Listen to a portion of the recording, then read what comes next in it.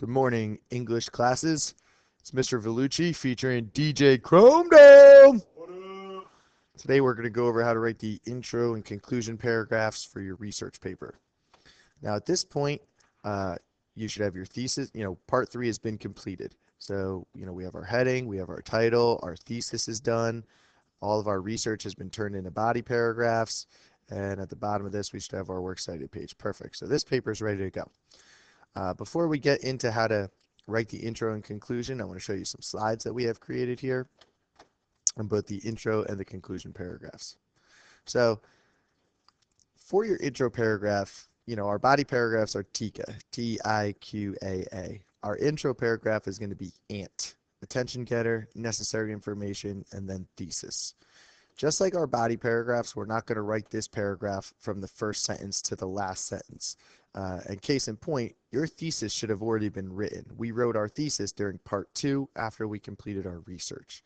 So just to go over it very briefly, your attention getter, this may have been called a hook in the past, where you were trying to hook your reader into the paper. The difference with a research paper is your audience already wants to read your paper. Nobody accidentally ends up reading a research paper just because of the first sentence. So what you have to imagine is the people who are reading your research paper, they are already interested and you already have their attention. So when you're writing your first sentence, you want to be very careful. Don't work too hard to try and get your audience's attention. A better way to look at it would be to try to think about, all I want to do is keep my audience's attention, or in other words, I don't want to lose their attention by going off track too far. In terms of necessary information, you need to ask yourself, what does the audience need to know in order to understand the points that I'm going to make in my paper? In this case, the audience needs to know how you define Joseph Campbell's definition. So you have to keep in mind, we modified the definition slightly. So before we can move forward with our audience, we all have to be on the same page. So the necessary information for this paper is going to be, what is Joseph Campbell's definition of a hero? Or in other words, what is your version of Joseph Campbell's definition? So again, a slide, I'm going to give it to you for people who are more English-minded and people who like to look at this in more of a math or science type of way. For your attention getter, you want to try and think to yourself either who your paper is about or what your paper is about, and we want to speak in generalities. We'll talk more about this in a second, generalities. For math people, if you're using an equation, you may just want to use your character's name or the word hero, or potentially both. We'll get into some examples in a little bit. Again, necessary information. This paper, the audience needs to know what your version of Campbell's definition of a hero is. So remember, there's actually 12 steps to Campbell's hero's journey. We shortened it down to 4. So we have to define exactly how we are talking about Joseph Campbell's definition. And again, in regards to your thesis, we already wrote your thesis, so this part of your paragraph should be done. Okay, so I'm going to jump into a research paper from last year. This is last year's English student. As you can see at this point, the student has completed up to and including part 3. Here's our thesis, here's our body paragraphs, here's our works cited page. Now, we already have our thesis done. Oscar Schindler is a hero according to Joseph Campbell's definition because he completed all 4 steps of the hero's journey. Again, we're going to work backwards. In our paragraph, we're not going to have this word thesis, so we can go ahead and delete that out right now. Now, according to Joseph Campbell's definition, well, what is Joseph Campbell's definition? All you need to do for your necessary information is write that in a complete sentence. Joseph Campbell defines a hero as a person who has a call to adventure, crosses a threshold, overcomes obstacles, and returns home to share their reward. Okay? Now, one thing that I know some students get worried about is, how can I have a 3-sentence paragraph? And that's a legitimate concern. One way you can extend this paragraph to be more than 3 sentences is you could break this definition up. You could say Joseph Campbell defines a hero in a very specific way. His hero definition requires a person to have a call to adventure, cross a threshold, overcome obstacles, oops, and return home to share their reward. Another way you could break this one sentence into multiple sentences is you could combine maybe call to adventure and cross the threshold as one sentence and then have another sentence to address overcome obstacles and return home to share the reward. Feel free to get creative here if you feel that your first paragraph needs to be more than 3 sentences. It's never a requirement that your paragraph is a certain number of sentences. Now, at this point, all we have left to do is our attention getter. Now remember, whoever's reading your paper wants to read this paper. You already have their attention. When we said on the slide we're going to talk about who or what the paper is about, well, for this paper we're talking about Oskar Schindler. So we could write a very general statement about Oskar Schindler. Oskar Schindler is considered a hero by many people. Okay, this would be a fine attention getter. It has our hero's name. It has who our paper is about. It also has what our paper is about. It's important to notice that we wrote many people. We didn't write Oskar Schindler is considered a hero. You do not want to say anything in your first sentence that a reader could argue against. Okay, if we said Oskar Schindler is a hero, there might be somebody out there who disagrees with that statement. And at this point, they disagree with us, and it will be harder to get them to agree with our thesis because they already disagree with you. So what you want to do is you want to write a very general statement that is 100% agreeable. Oskar Schindler is considered a hero by many people. It would be very difficult for somebody to argue against that line. A lot of people do think he's a hero. You didn't say why, you didn't say what definition you're using, you made a very general statement. If you didn't want to use Schindler's name, you could maybe just say, heroes can be defined many different ways. This would also be a fine attention getter for this paper.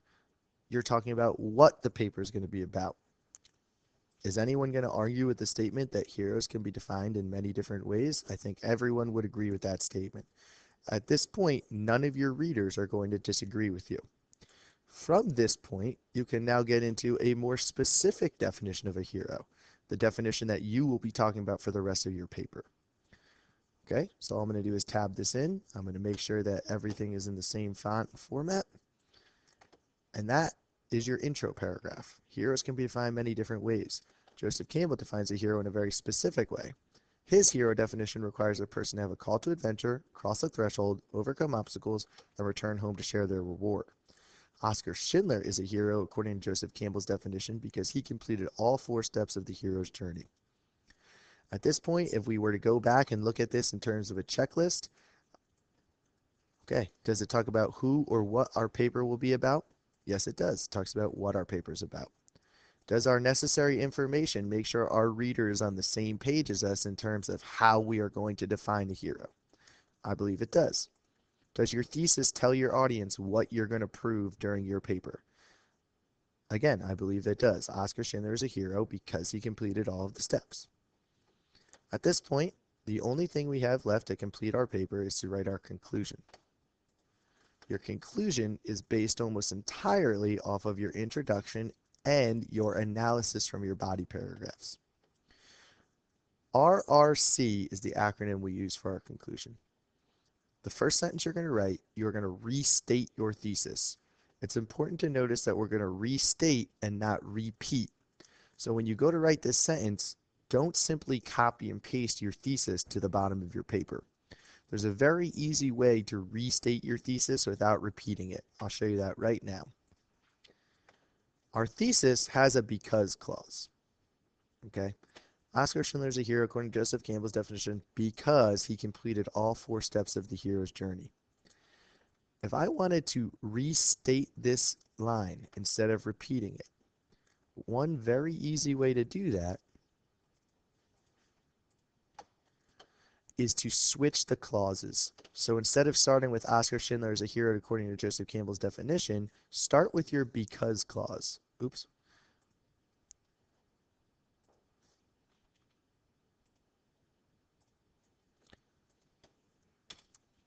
Because Schindler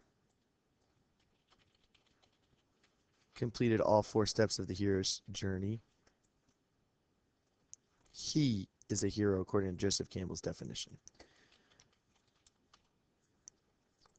Right here, you have restated your thesis without repeating your thesis. It says the exact same information, but just in a different order. Again, you can change the sentence completely. You can take this word because out. We really don't like to start sentences with the word because. So Schindler completed all 4 steps of the hero's journey, and therefore, he is a hero according to Joseph Campbell's definition. The reason I like to cut and paste it into the bottom and then start working on it is to make sure all the information from our thesis shows up again when we restate our thesis. Again, you want it to be a different sentence, but you need that sentence to contain the same information. The next thing you're going to do is you're going to, again, restate necessary information. However, this time, when you talk about the steps of Joseph Campbell's hero's journey, you can include specifics that you introduced during your body paragraph. So for example, I'm just going to slide up and see what this student used for call to adventure. Schindler bettered himself because he had a call to adventure and meets requirements. Okay, so this student said the call to adventure was because he had an inner transformation. So in other words, the student is talking about when Schindler decided to start helping people. When we come down and we're going to restate our necessary information, this is what I mean when I say be specific. Schindler completed the call to adventure when he underwent an inner transformation. We don't need to cite this because we already cited it earlier in our paper when we proved it was true. So now when we're restating our necessary information, we're simply going to include the points that we've already made. He completed the call to adventure when he underwent inner transformation. We'll come back up and we'll look at crossing the threshold. He became submerged and protecting. Okay, so we're going to come back down. He crossed the threshold when he became dedicated to saving Jewish lives. Come back up, look at overcoming obstacles. He had to evade the suspicions of the Gestapo, it says, okay? He overcame obstacles by avoiding capture by the Gestapo. And we'll see what point she made for sharing the reward. Shared the reward with the people that he was able to save, okay? And he shared the reward with the people that he was able to save. Okay, so again, when we're looking at reintroducing our necessary information, here's our necessary information. Call to adventure, cross the threshold, overcoming obstacles, sharing the reward. The difference between our conclusion and our intro is, in our intro, we had not made any of these points yet. So all we could say was the phrase, call to adventure, cross a threshold, overcome obstacles, return home. By the time we get to our conclusion and we've made all these points, when we say call to adventure, we're going to include how that was accomplished or not accomplished. Cross the threshold, how he did that or did not do that, and so on and so forth. And finally, our last sentence is to conclude. Now, at this point, every line in your paper is connected to another line in your paper except for this one. Heroes can be defined in many different ways. We want to end our paper by tying it all back together. So we're going to come back to that idea that heroes can be defined in many different ways Although heroes can be defined in many different ways, Oskar Schindler can be defined, or Oskar Schindler fits the heroes, fits, we'll say Joseph Campbell's heroes definition. Okay, at this point, every line in our paper is connected to our thesis somehow, or another line in our paper. There are no unnecessary words in our paper, and we don't make any points that we don't need to prove our thesis is correct. Okay, at this point, our first draft is done. What we'll have to do now is we'll have to go back and add a more legitimate title. We'll go back in and we'll see if we need to revise anything, if we need to look at our analysis and change those, and maybe look at more things in terms of how does the paper flow. The other thing is, as you add paragraphs to your paper, your works cited page usually bumps down. We added about 10 lines to this paper, and that's why the works cited page became, the formatting looks like it's off. So just make sure you go back and revise that. At this point, you're done with part 4. Your entire first draft is done, and we're ready to begin peer editing and revising our paper, and we're just about ready to turn in our final draft. Thank you, and I'll see you for part 5.